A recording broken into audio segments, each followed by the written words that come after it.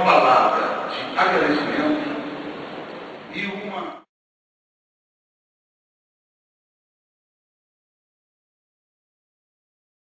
A única coisa que eles queriam era dizer para mim obrigado, presidente Lula, porque pela primeira vez nós entramos no Palácio do Planalto, aqui, aonde não há um direito humano mais importante do que isso. Sabe, as pessoas se sentiram, quando fui visitar uma delas em 94, as pessoas queriam passar perto do Palácio do Governo e passavam na parede. Porque durante décadas e décadas as pessoas apanharam. Eu queria dizer para vocês o seguinte.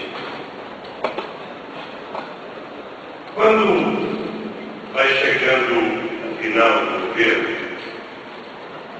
a gente vai tendo a sensação de que estava...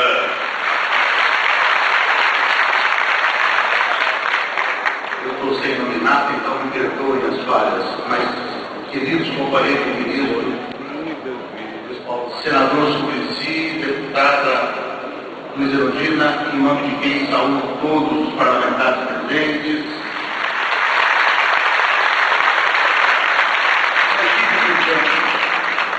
que virou noites neste fim de semana, em tantos outros fins de semana, preparando publicações, enviando na gráfica muito depois do prazo acordado, promovendo eventos como ontem em Belo Horizonte.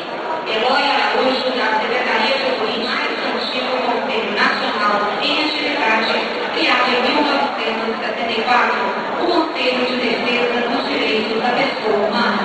A publicação Direitos Humanos e Imagens do Brasil.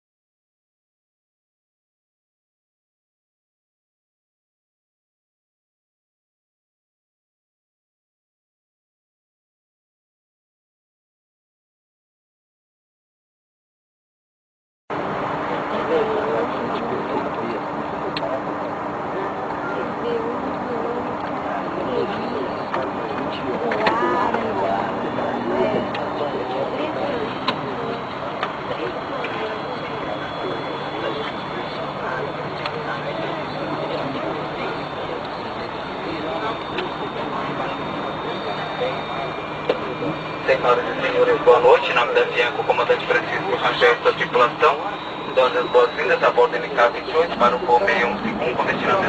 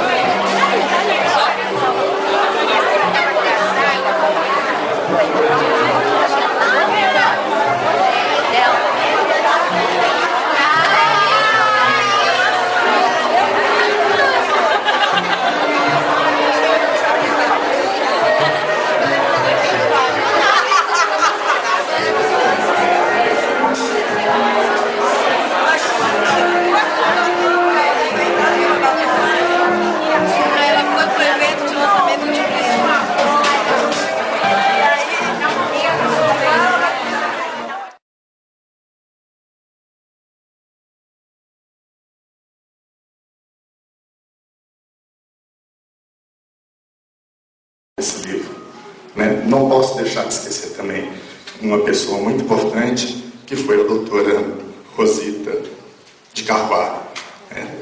Sinceramente, ela fez o papel de intermediar a difícil.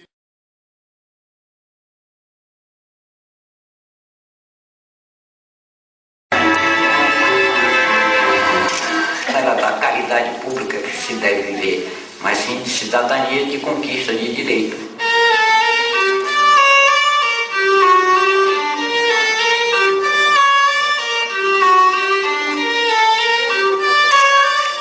O importante é que nós, pessoas com deficiência, começamos a falar por nós.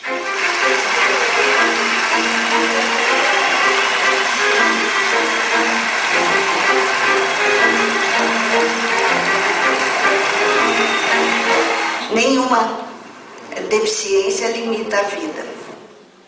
Durante muito tempo, as pessoas com deficiência conhecem a sua história enquanto coletivo, enquanto grupo, movimento, através de ouvir falar, de narrativas daqueles que vieram antes, que eles são companheiros do mesmo movimento, e cada um tenta passar de sua maneira para os novos, como foi a história antes.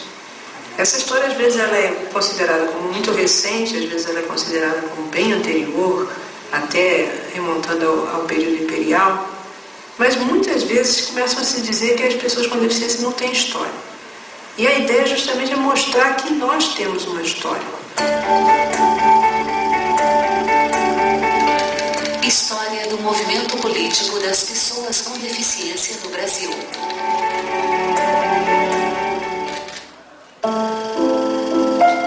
Século XIX. A educação de surdos e cegos no Brasil Imperial. 1854. Instituto Benjamin Constant.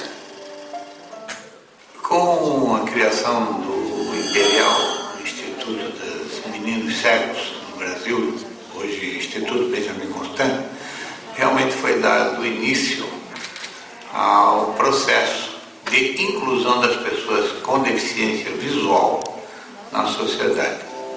Com a vida de José Álvares de Azevedo, da França, um brasileiro que estudou em Paris, na escola de Valentanaui, ele trouxe o Braille para o Brasil, apresentado ao imperador Dom Pedro II. Esse, entusiasmado com o que viu pelo Braille, então criou o Instituto e aí deu início a todo o processo de história do protagonismo das pessoas cegas na história da educação de pessoas com deficiência no Brasil, na realidade. Foi de grande importância, né, a criação do Instituto Benjamin Constant, que foi o primeiro instituto de educação especializada para as pessoas, no caso cegas na época, mas foi o primeiro instituto pelo movimento da América do Sul. Então teve muita importância que as pessoas cegas começaram a ter educação formal. Então, eu vejo isso como um marco de reconhecimento, ainda para uma minoria da minoria, da oportunidade ao estudo. Século XIX. A educação de surdos e cegos no Brasil Imperial. 1856. Instituto Nacional de Educação dos Surdos. No período em que o INES foi criado, não tinha no Brasil nada relacionado à educação dos surdos. E a sociedade pensava, via o surdo como doente, deficiente, incapaz de aprender e de desenvolver. O Instituto, na verdade, ele tem um nexo, né, com a política que era praticada no século XVIII e XIX dos institutos, dos grandes institutos de surdos da Europa. Tanto que o fundador do Instituto é um ex-aluno surdo do Instituto Nacional de Paris. Esse advento das instituições foi realmente um processo de desenvolvimento social mesmo, das sociedades da época, né, que de alguma forma tiravam do âmbito da sociedade tudo que era difícil para a sociedade lidar e transferiam essa responsabilidade para uma instituição. Muitos países gostariam de ter tido isso que nós tivemos aqui no Brasil. sem dúvida. Mas a gente tem que fazer a crítica histórica, que não era algo assim inclusivo como é a filosofia mais atual, não é? Mas era mais essencialista. Era o fazer por alguém, dar algo a alguém. E quase sempre assim, naquela relação de pessoa que tem poder e que concede àquele que menos pode, né? A pessoa com deficiência que não tinha direito a nada. Século XX. As instituições de educação de pessoas com deficiência intelectual. 1932. Pestalozzi. E 1954. A Paz. Eu não sabia quem era a Dona Helena, sabia que tinha apenas no regimento e no estatuto dizer que ela tinha sido uma das fundadoras da Pestalozzi Federal. E ela já era conhecida no Brasil todo. E Dona Helena tinha mania de a gente chegar nos lugares, principalmente quando a gente chegava no Ibirité.